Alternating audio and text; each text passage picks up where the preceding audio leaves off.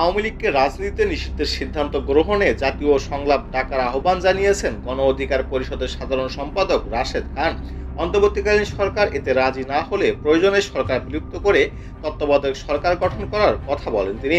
সম্প্রতি জাতীয় নাগরিক পার্টির শীর্ষ নেতা হাসনাত আবদুল্লাহর দেওয়া এক ফেসবুক পোস্টকে ঘিরে উত্তপ্ত হয় রাজনীতির মাঠ, যেখানে তিনি আওয়ামী লীগকে পুনর্বাসন করার চেষ্টা চলছে বলে জানান।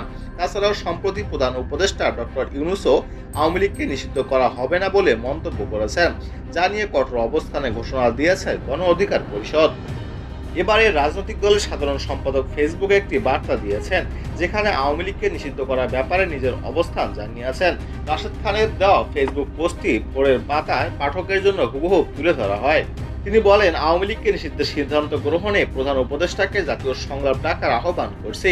প্রধান উপদেষ্টা যদি আগামীকালই এই সংলাপ ডাকে, আগামীকালই আওয়ামী লীগ নিষিদ্ধ হবে। এখন কথা হলো, সেই সংলাপ কি ডাকা হবে? যদি আমাদের কথা না শোনেন, তাহলে পদত্যাগ করে জনতার কাতারে আসুন। তারপর জনগণ সরকারের বিষয়ে সিদ্ধান্ত নেবে। প্রয়োজনে এই সরকার বিলুপ্ত করে তত্ত্বাবধায়ক সরকার গঠিত হবে। সেই সরকার আওয়ামী লীগকে নিষিদ্ধ করতে বাধ্য থাকবে।